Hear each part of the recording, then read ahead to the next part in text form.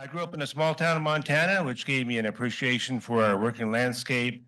The threat of oil and gas development along the Beartooth Front is what triggered my participation in Northern Plains work to ensure the long-term health of Montana by protecting our air and water and putting agriculture and ranching community interests above oil and gas profit and empowering communities to guide development.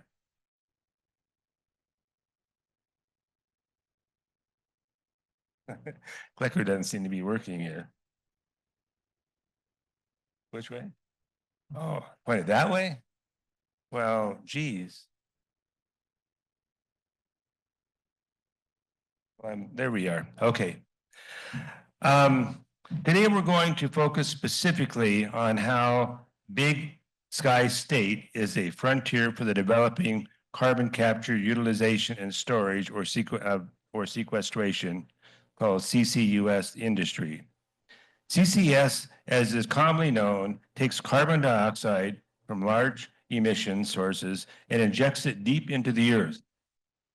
Today, we are going to be talking about agriculture, today we are not talking about agricultural or natural carbon sequestration.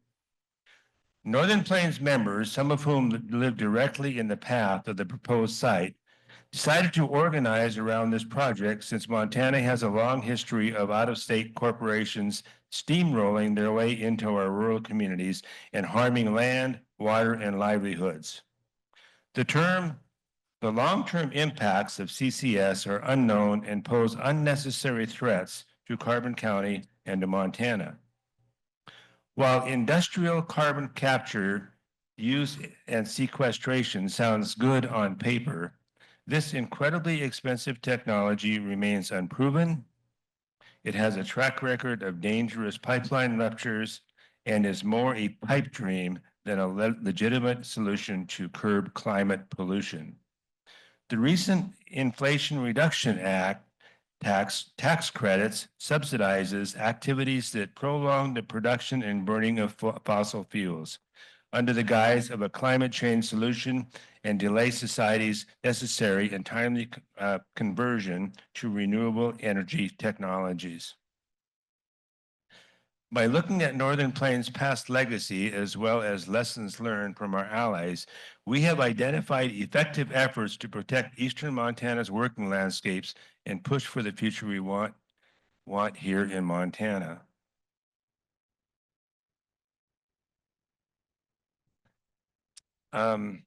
We are hoping this session will allow participants to leave with a knowledge of the real impacts of CO2 capture and storage and balanced alongside lessons in organizing oriented towards existing solutions and actions.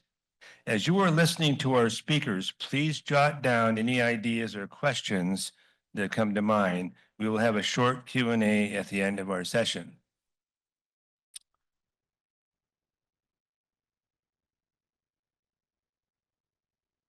So we have three speakers joining us today. First of all is Liz Barber. She manages the Cinch Buckle Ranch in southeastern Montana with her husband Drew. She grew up in Indiana, is a licensed addictions counselor, and now manages a remote ranch in eastern Montana where she fell in love with the wide open landscapes. Earlier this year, Liz traveled with other Northern Plains leaders to Washington, D.C. to meet with the head of the BLM and staff from our congressional delegation about the potential impacts from the Snowy River proposal. Victoria Bogdan Tejeda works as part of the Center for Biological Diversity's Climate Law Institute to fight false climate solutions such as carbon capture and storage, as well as polluting industries such as petrochemicals and biomass energy. She holds a law degree from UC Davis School of Law. Chase Jensen is joining us from Dakota Rural Action. Chase was raised in Nebraska before moving to Sioux Falls for college. After spending 4 years in Texas heat, he returned to South Dakota and joined Dakota Rural Action as an organizer. Chase serves as senior organizer and as the lead organizer on the carbon pipeline campaign. We are really excited to have these folks join us today. So let's first give our speakers a warm welcome.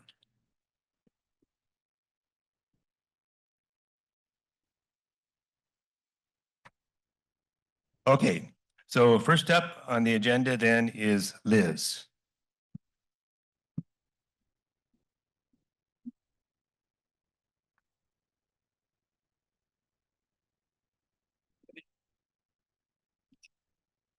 Good morning, everybody. I'm Liz Barber, and I joined Northern Plains as an activist this past spring after I bumped into some materials that were left behind after a community meeting on the CCS project that is proposed in my community. I found the material aligning as part of our mission at JBarL, who I work for, JBarL Ranches, and manage the cinch buckle, like Edward said. Part of our mission is to steward our land and animals to the best of our ability, share what we're learning at the intersection of ranching and conservation, and enhance understanding of conservation in wild spaces. Let me start by saying, I gotta get my clicker. Oh, there we are. We went to DC with Northern Plains. Let me start by saying that by definition, activism is simply taking action for change. It doesn't mean to win or lose, to create divide, to be closed-minded, or to build bigger walls. We all have a responsibility to show up in places where decisions are being made and where stories are being told. I want to first offer gratitude toward the people I've met in this journey, starting with those at home, work, and Northern Plains. Prior to Gusty's introductions, I knew two people in our newly formed activist group called Save the Native Range. I'm a small part of a much greater whole of Save the Native Range. So I'll take some time to introduce you to the other members of our local community group. There's Jack Owen, our president, a husband, father, grandfather, and musician. Tyler and Lacey Wilson, who are currently home snuggling their brand new baby girl. Steve Summers, who used to work in green energy, but is now back at the ranch in Carter County and is a pilot. Rodney Walker, who I'm lucky to run into on a random county road somewhere, hear about grandbabies and talk about cattle and CCS developments. And Myron Johnston, who loyally shows up to every meeting and offers his time and home.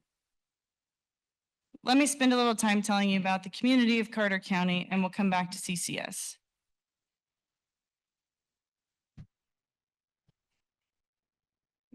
I'm going to change like 6 slides. Oh, one more. There we go. Carter County has a population of about 1,400 people. That's us in the corner.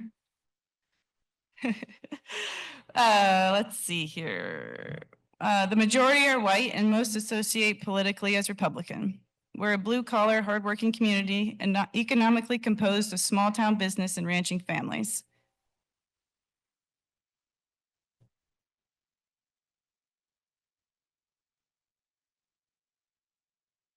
There we go. The heartbeats who have inhabited this land through all the change remain today. Greater sage grouse, pronghorn, mule deer, elk, mountain lion, swift fox, red fox, coyotes, prairie dogs, golden eagles, bald eagles, sharp-tailed grouse, pheasants, beavers, turtles, rattlesnakes, spiders. You guys get the picture. Whose habitat holds no historic definitions of entitlement or predisposed biases. Just 3,348 square miles of mostly native rangeland. This project threatens habitat and rangeland conservation, which was my call to action. Now to CCS. CCS is, what is it exactly? A question I and many others in my community asked when we first heard about the Snowy River project in October of 2023. As you can imagine, many other questions followed. Where is this coming from, figuratively and literally? Why is it happening here? What are the implications on community life, water, soil, wildlife habitat? infrastructure, natural and community resources, rangeland health, personal health, and so many other questions.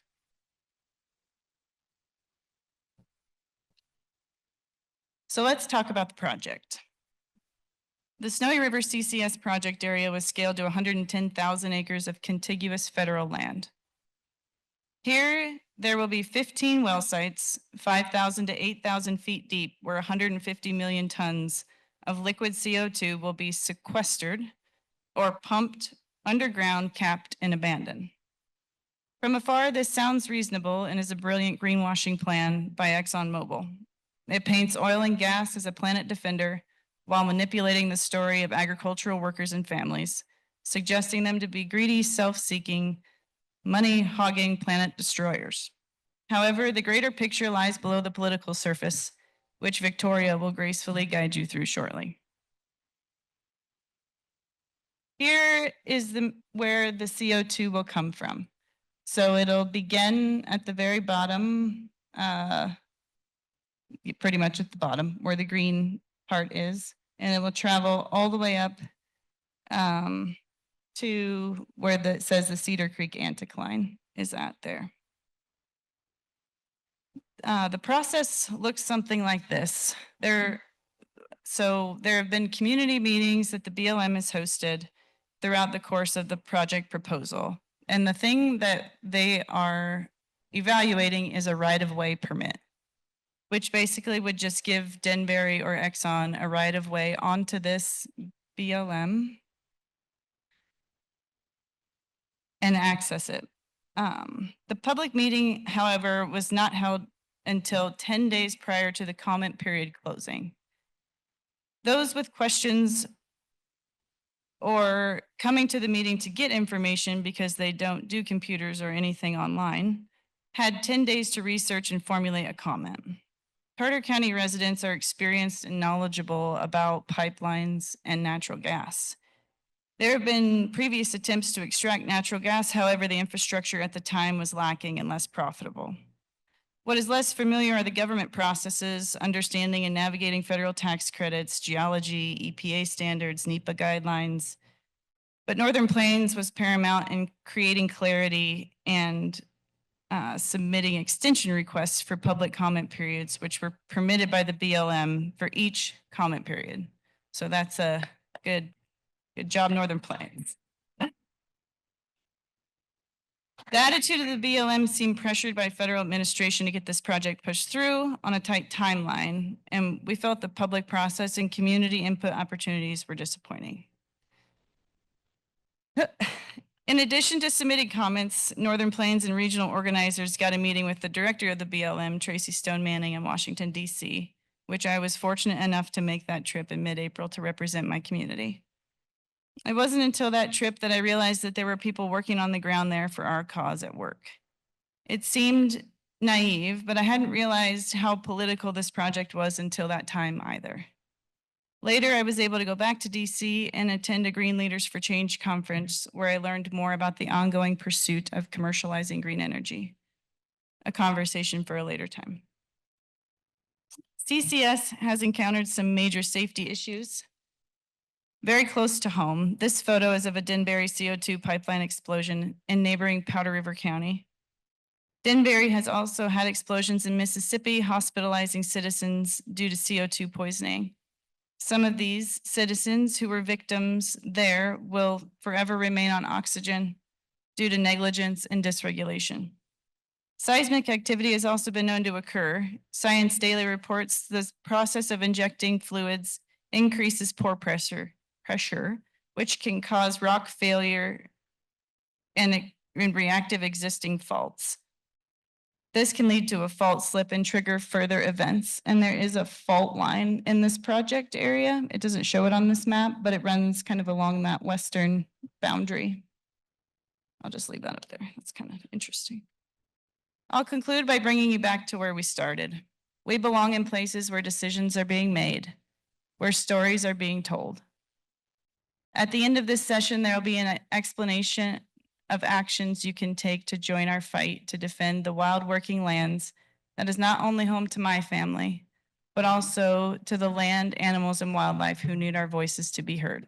Thank you.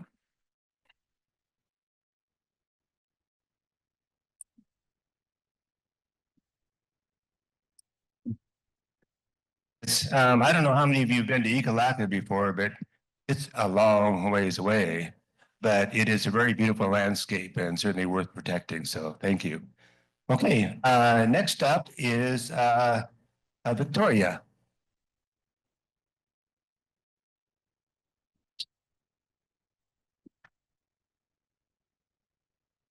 Hi, everyone. Let me get over to my slides. All right, there we go. I'm Victoria. I'm an attorney with the group Center for Biological Diversity.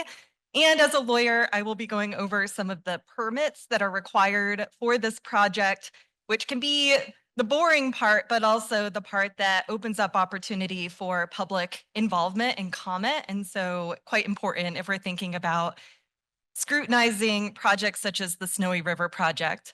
And I want to give credit to Northern Plains Resource Council because as I began learning about the existence of this project, staff like Gusty, Jackson, and others were already way out ahead educating themselves and members about this. So a huge credit to those folks and you all.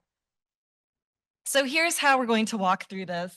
I'll discuss first, as I mentioned, the permits and regulations at play and talk about how the Bureau of Land Management specifically is addressing carbon capture and storage. We'll then dig into a few more details about the Snowy River project that Liz described and teed up. And then we'll talk about what's next in terms of comment periods and where the permits are. Liz already introduced you all to this project and a number of its impacts, but I just want to reiterate that this is not a project dealing with natural carbon sequestration.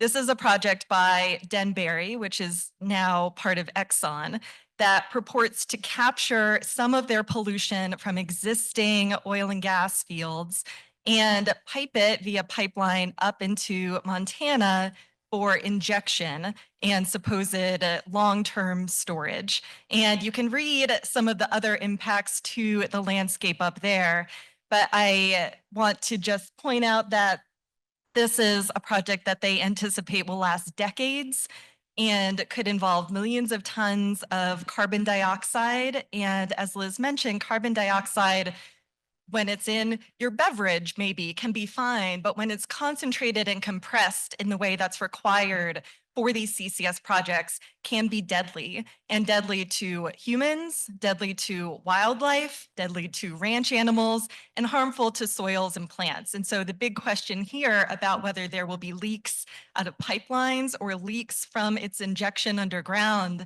are really key as we think about the impacts of these types of projects. All right, so let's talk about the permits.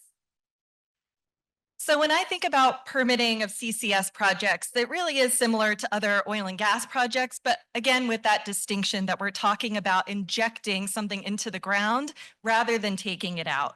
So the injection permit for CO2 that is happening here falls under the purview of the federal EPA. And as it works throughout the country, it really is the regional EPAs that take the lead. So for here in Montana, it would be EPA Region 8 is in charge of that CO2 injection permit.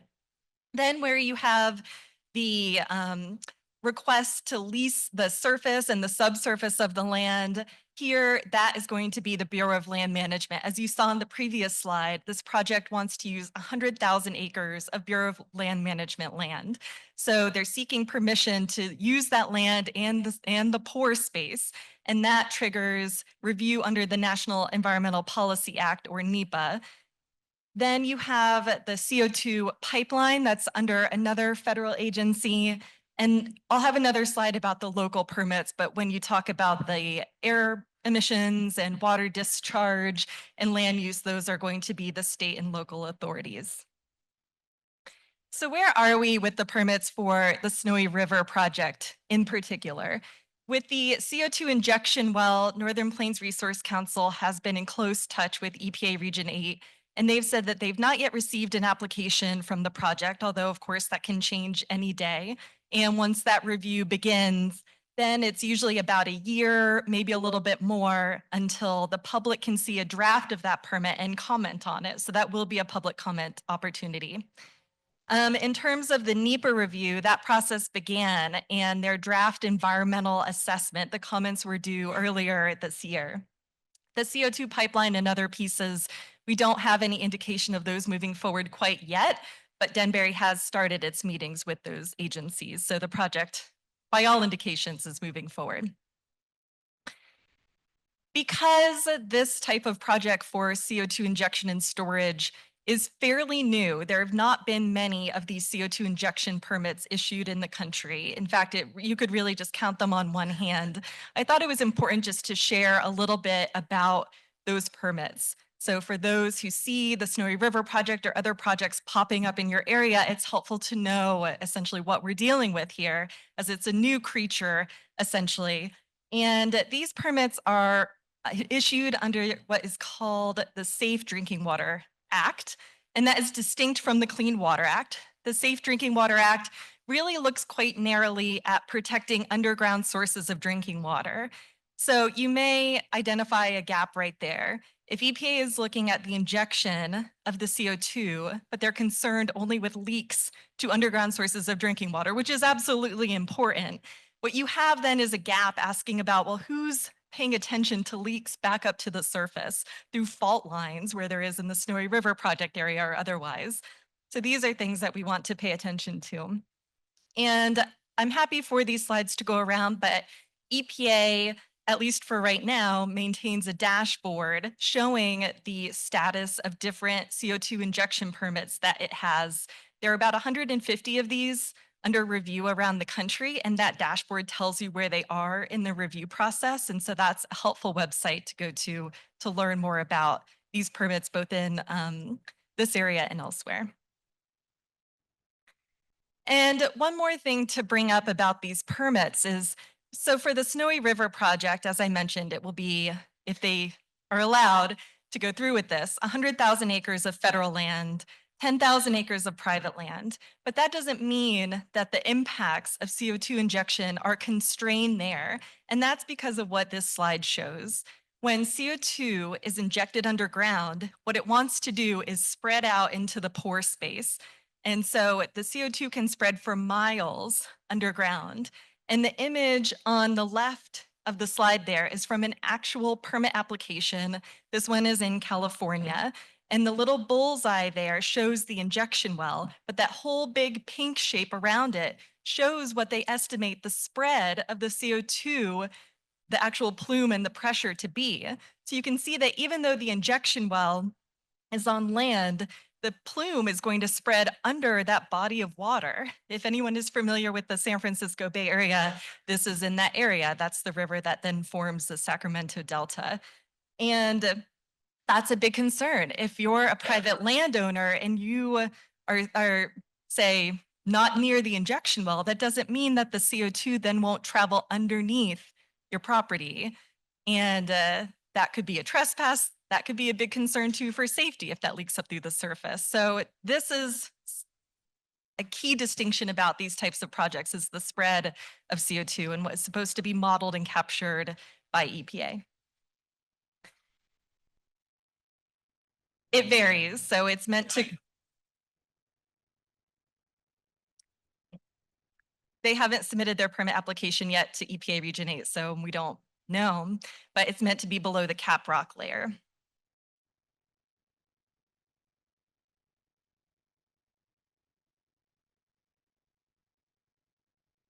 We've seen shallower ones in California, but thank you for that. And I would be remiss if I didn't mention that the first ever of these wells ever permitted by EPA has leaked. So EPA permitted this well in 2017, and recent monitoring shows that it has been leaking. So not a great track record. Well, this slide is illegible, but trust me when I say that this shows all of the state and local permitting requirements for the Snowy River project. And so while EPA will handle the injection well, Bureau of Land Management concerns the leasing area, Montana state agencies and Carter County agencies will also have a hand in this. So for those local folks interested in fighting something like this chart comes from the NEPA documents. And again, I'm happy for the slides to go around. You can take a look at those opportunities.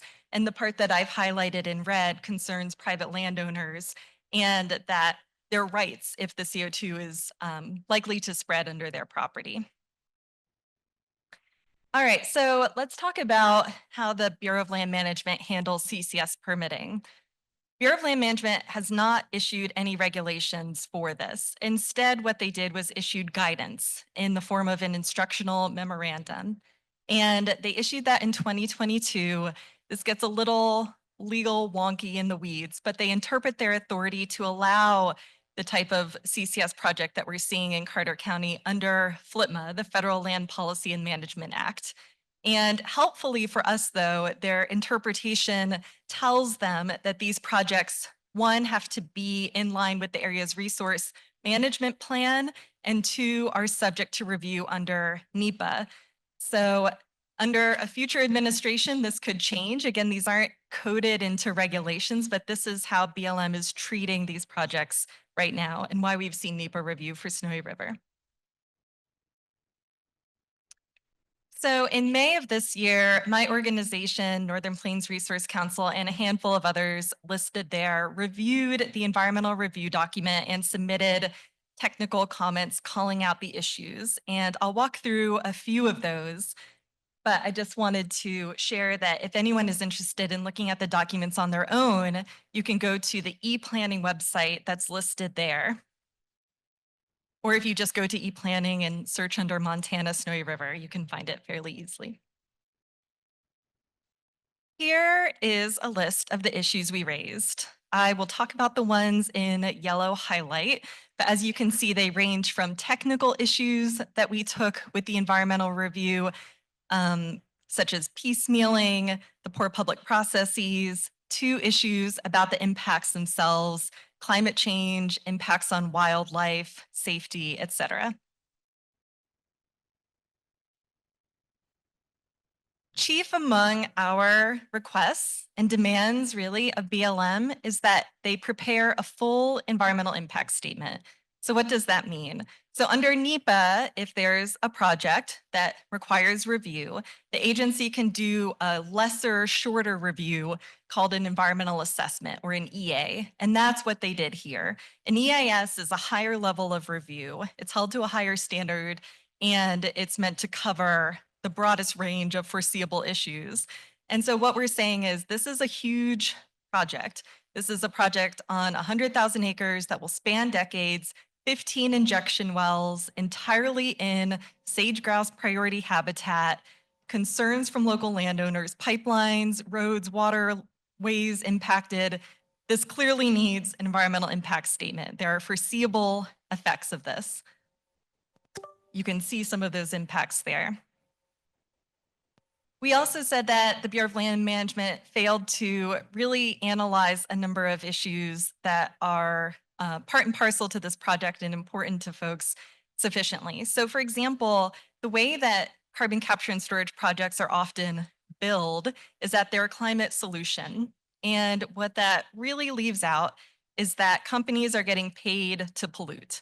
So there are massive federal subsidies, tax subsidies for CCS. It's called 45Q for anyone who wants to take a look at it, that have persisted under both Republican and Democrat administrations and Congresses that give companies money to capture some of their pollution and inject it underground.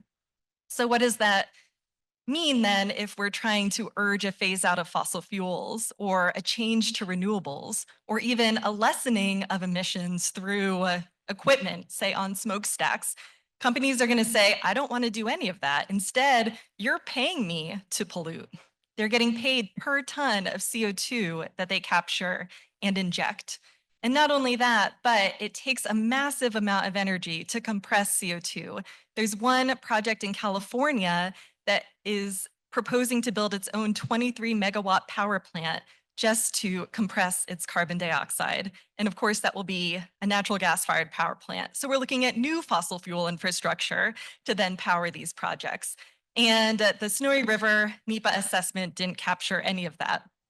There's also the wildlife impacts. As I mentioned, CO2 can be deadly to wildlife. And here, this project is in an area with high amounts of wildlife. And BLM, remarkably and inexplicably, in their Snowy River assessment, said that they didn't have to analyze issues of public safety. And as Liz mentioned, we know that leaking CO2 can be deadly. We've had incidents of this happen around the country, including with Denbury, the company that wants to do this particular project. And BLM shrugged that off by saying that those impacts would not be truly significant, which to us is just plain incorrect. All right, so where are we? BLM, as I mentioned, accepted comments in May, and we've been checking back on the website to see where they are in the review process. They announced that they would put the review on pause while the sage-grouse habitat amendment goes through review, and that amendment has since come out. And so we're really just waiting to see when the review might pick back up again, or maybe if they will take up our recommendation of doing a full EIS.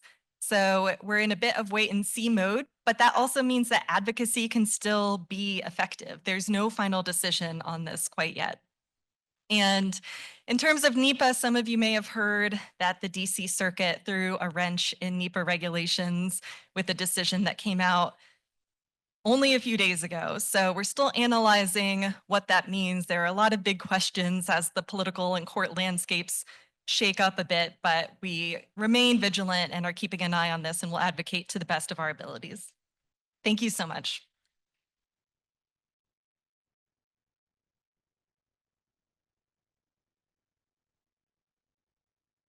Thank you, Victoria. All right, next up is Chase. And Chase, we have a few questions we'd like to answer in your presentation, if you wouldn't mind. I guess to help us in our sort of campaigns, like, first of all, what strategy did you learn and your members to adopt to fight CCS development in your state?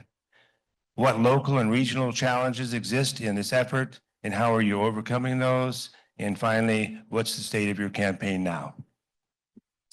Wonderful. Well, hello, everybody. My name is Chase. I'm from a sister group in South Dakota. It is good to be with you.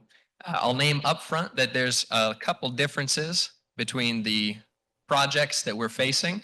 I think we have lots to learn from each other, from our strategies. There also are some critical differences, right? We have all private land being crossed by a pipeline, no public land impacted. We also don't have any sequestration. We just have the transportation. So with those nuances added in up front, let me share a little bit about the last 3 years. I'm going to start by sharing 3 different approaches, 3 different messages that are often heard in our state. Number 1, CCUS is a bipartisan boondoggle that's pushed by big oil. It's an attempt to convert climate concerns into a publicly subsidized cheap source of carbon dioxide so that big oil can continue to frack even more from depleted oil fields. This is a false climate solution. We need to oppose it at all measures so that we can invest in real solutions. Number 2, CCUS is a desperate attempt by the UN and the deep state to push for a new world order using the big lie of climate change and the carbon agenda to slowly exert more and more authoritarian control over our world to the point where they'll end up finally charging us for the CO2 we exhale. This is a crazy power grab, and we have to reject it at all costs so that we can preserve our freedoms. Number 3, I don't really give a darn what CCUS is. I just don't want this pipeline going through our community. I'm sick of the corporations pushing their risky projects that we take the liability for while they carry off the profits to Delaware or wherever else they're housed, right? I like that one too. That one revs me up. In the past 3 years, DRA has jumped wholeheartedly into this pipeline fight. We had to learn everything about CO2 pipelines, and our staff and our allies were frankly exhausted by over a decade of pipeline organizing. We were months after the revocation of the Keystone XL permit when folks started receiving letters from the new big bad guy, kind of a same crap, different toilet situation. People had to take a deep breath and say, oh my gosh, here we go again. Thankfully, we had learned from the things we've done, and so we were able to move forward quickly with some good strategies. The reason I start off by sharing some of these diverse opinions that people have held and the very prevalent messages about CCS in South Dakota and probably throughout the region is because this issue has become a political earthquake that has upended our state's politics. It has upended the norm in our capital. It has bridged divides between groups who every other force in our society is trying to convince is an us-them. We're working together.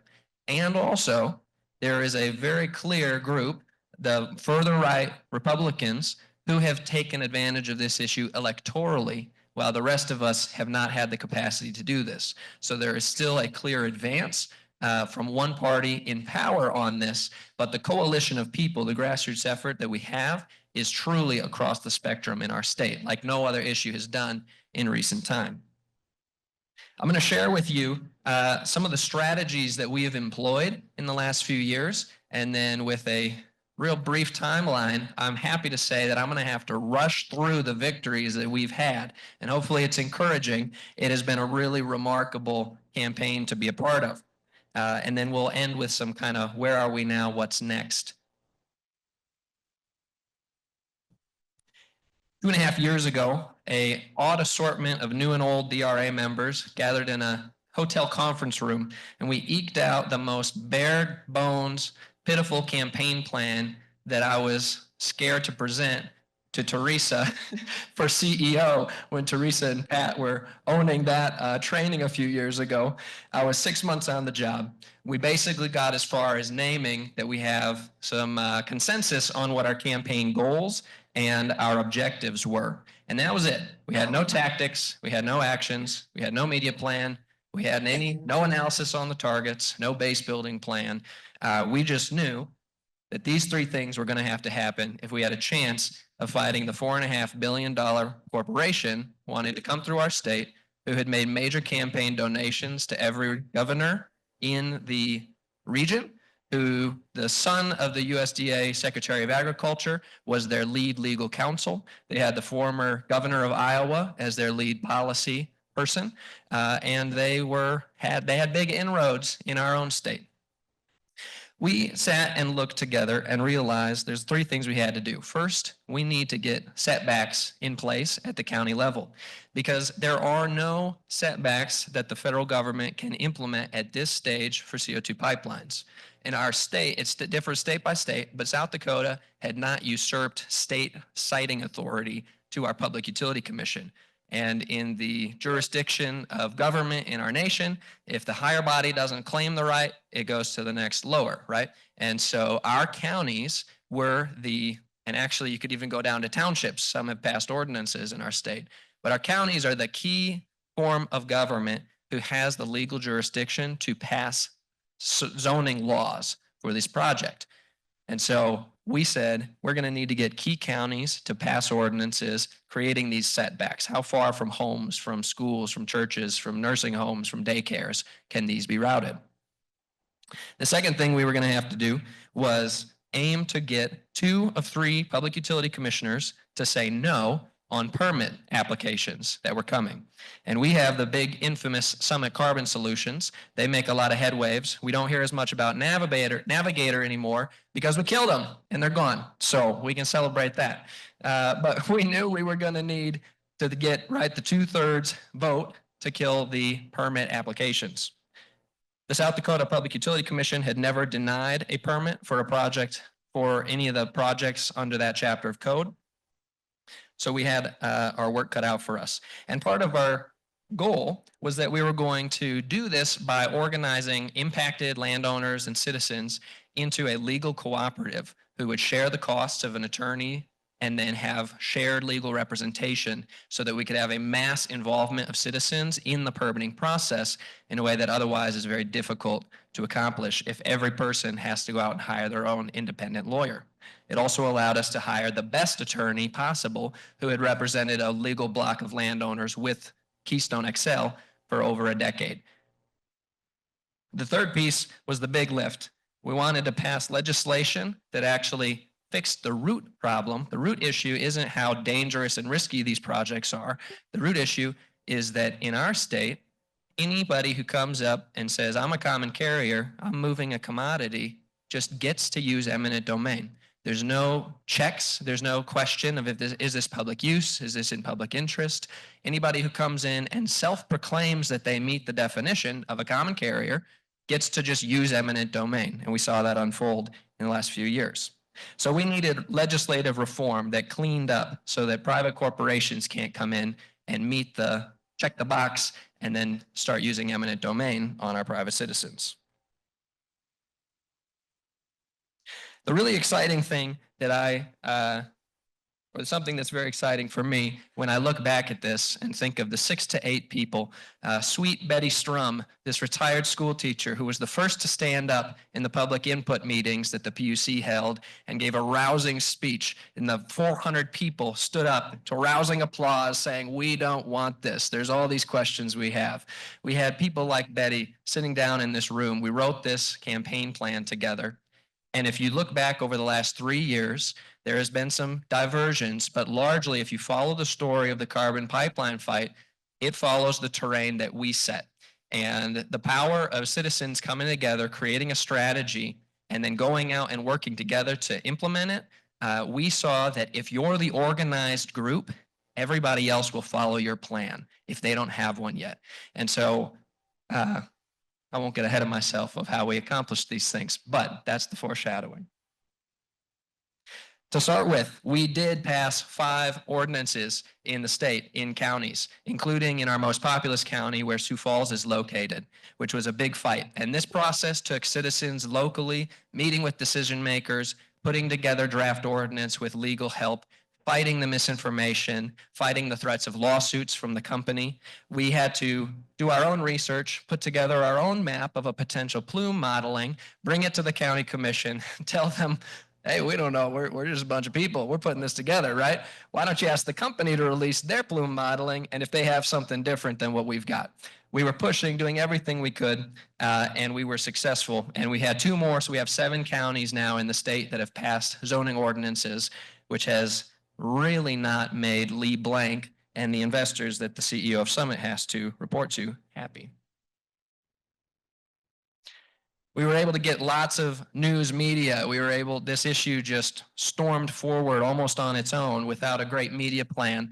And our people were out talking about the issues, talking about our talking points, the need for public safety to be a consideration in zoning, the need for eminent domain not to be able to be used by a private company. We also were able to get the news out about the legal cooperative. And so we have almost 200 families across the state that joined together, hired this attorney, but it has become, I would say, the most powerful and influential body in this entire fight that has led to our success. Here's a picture of the attorney and members of that legal block who also then went to lobby together at the legislature. And so I'm going to name a couple things through the last 2 years, specifically here, victories we celebrate.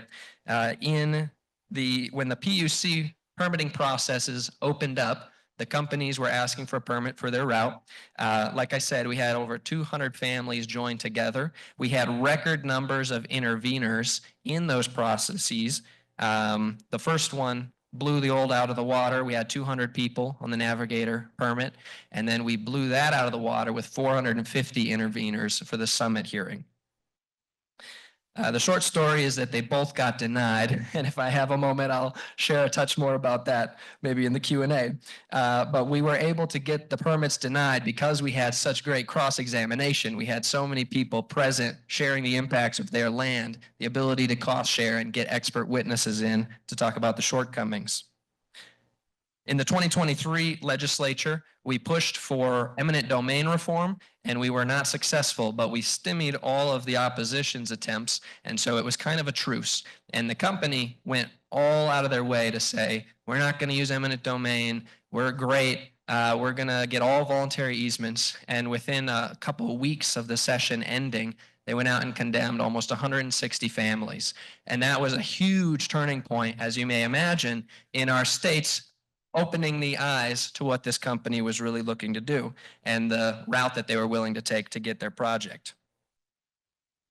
After the 2023 session, we had those permit hearings, and central to the issue in the hearings themselves was that the company had not sought to work with the ordinances we passed and instead just made motions that the PUC preempt all those rules, just throw them all out because they're unreasonable. The PUC ended up not doing that. We got the counties to show up and defend their ordinances. And without that motion being granted, the route they were asking a permit for did not comply with local laws. And also, all 4 permitting factors, they failed to carry the burden of proof. So that wasn't the only thing. But they were denied the permits. That led up to the 2024 session, where we basically saw a strategic attack on the laws that allowed that to happen. And my voice might start going out here. In 2024, a really bad bill passed that was dubbed a compromise bill, and we were unable to stop it. The corporate Republican supermajority slammed it through, told us, here, you're hungry, enjoy this stone, it'll fill you up. And they tried to convince us this was anything other than a clear attempt to try to just streamline the process for the company. People didn't like that. And by this time, we had had a very large coalition, much broader than Dakota Rural Action, that had formed. Thank you. And so a group formed, gathered 32,000 signatures in 90 days with 500 volunteers, largely from rural areas, and had a 92% validation rate on those signatures, set all sorts of records for the amount of public engagement in that process.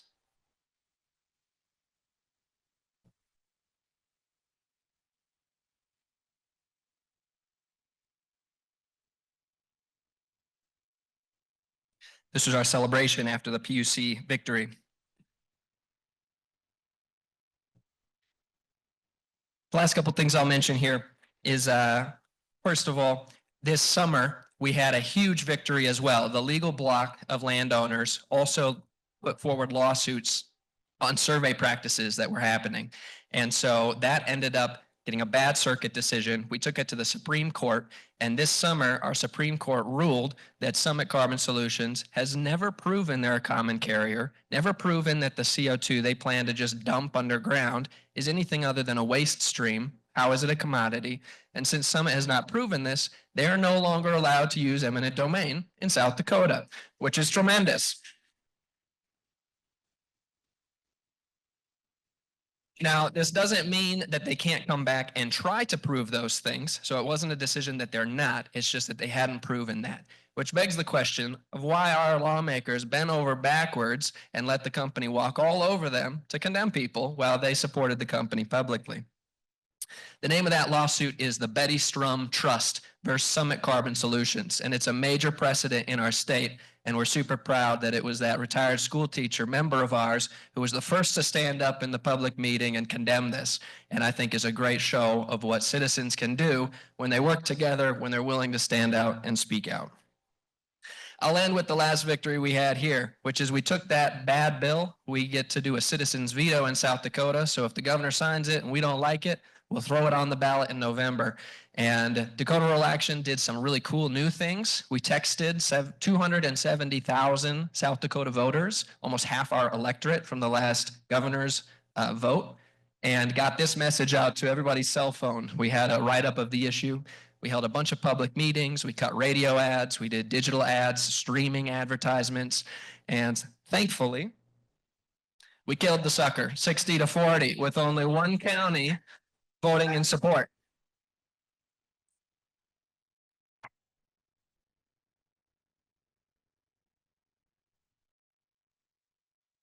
There's a lot of opportunity for us moving forward. I didn't have time to mention, but we had a pretty bloodbath primary season, as you might imagine, after folks were upset with how the legislator acted on this bill.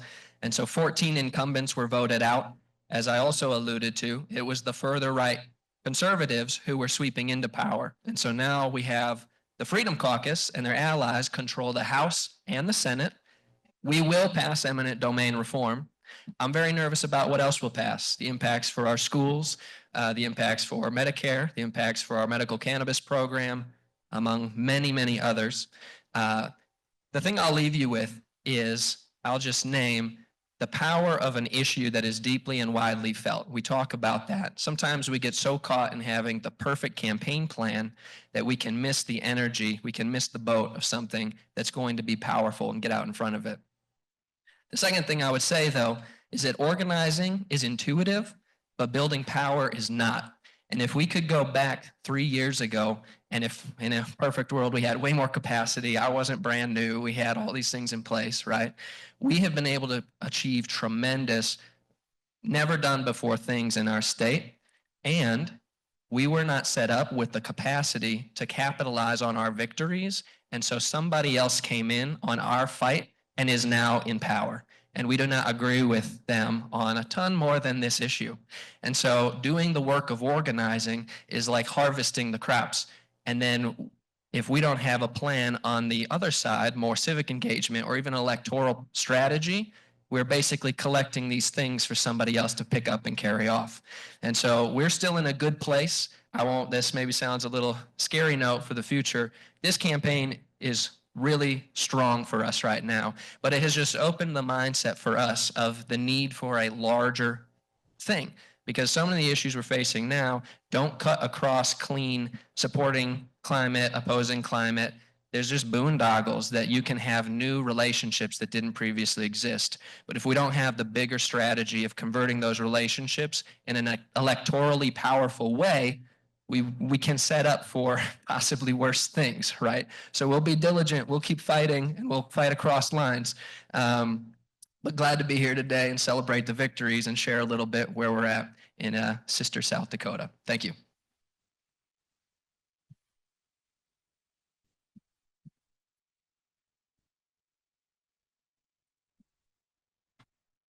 Hey, Chase. We're going to have just a few minutes for questions, but I wanted to just point out that needless to say, this is a really complex subject and it's a really complex process. And this is the kind of idea that Northern Plains does quite well, is we ally ourselves with Liz and fellow citizens in Carter County. We unwrap the process and the complexity of it, and then we put people like Liz in the right places at the right time with the right message to address all of these issues. And in this kind of a complex situation, there are many points in which we're able to provide public testimony. So, and obviously Chase outlined that quite well and how successful that process is in South Dakota. So great. Okay, so we have just a small time for questions. So if you have a question, if you wouldn't mind coming up here to the microphone and make sure your question is somewhat succinct so we can get as many questions in as possible. Yes, I have a question for Victoria and perhaps Chase also. Tracy Stone Manning is the director of the Bureau of Land Management. She is a really strong environmentalist. She's going to be gone now with the new administration. What's that going to do to what you're working on? Victoria and Chase. I have the microphone first, and then I'll pass this over. Chase and I were actually talking about this the other day, and quite simply, we don't know. We don't know how a new administration may handle carbon capture and storage. As I mentioned, it's largely propped up by subsidies that were passed through Congress. And so Congress gets an opportunity to reevaluate those. So you can see on the one hand how maybe that may not be popular, but on the other hand, the big push behind so many of these carbon capture and storage projects are big fossil fuel companies like Exxon and Chevron. And you know that they will be getting in and doing their lobbying to try and make sure that they can continue to benefit from this. So that's one possible way to look at that. The other one is if these projects do continue and they do continue on federal lands, we may see a weakening of the NEPA reviews. So that is something that we can expect as well. I didn't mention it during my presentation, but there's also a proposal to inject CO2 under national forest lands. So that's something we need to be on the watch for. Yeah, so the short answer is it could go either way. We might see permitting processes just completely torn apart, the thing streamlined. There might be a presidential permit for the Summit Carbon solution that just rams the thing through. And on the flip side, there is a lot of copycat, crony, wannabe tyrants who are running for office that are now part of the Trump administration, who have been very outspoken in their attempt to peel off votes during the primaries. And they came to our region and they talked about how stupid this process is, how insane CO2 capture is. And so you've got people who are put in power who have held very publicly critical views of CO2 capture. And then you also have folks who are looking to benefit tremendously, also in power. Okay, we only have time for one more question. So, and that one more question is right here. Go ahead. Hi, I'm wondering what other countries around the globe, how they're approaching this type of mechanism. Are they banning it? Are they supporting it? Or is there a mix or what? We are seeing this become popular in other countries around the globe as well, including at the United Nations climate talk. The phrase there that you hear instead of carbon capture and storage is abated fossil fuels. Yeah, one of the tensions is that CCS is like a linchpin of major climate goal plans globally. And so there's lots of stock that's being put into it that does not match the performance that existing projects have actually shown, or the benefit, the cost, the per metric ton. So there's with the fossil fuel industry largely driving lots of the climate talks, there's lots of reason to believe they'll continue pushing a false narrative about this technology. All right. Well, thank you all very, very much for your being here today. If you have other questions, please make sure you corral them sometime during the break. They will be more than happy to ask other questions for you. We have, it's time for lunch. So if you will please begin getting in line, and we'll be back here. The keynote speaker we're anticipating will begin at 12:30. So enjoy your lunch.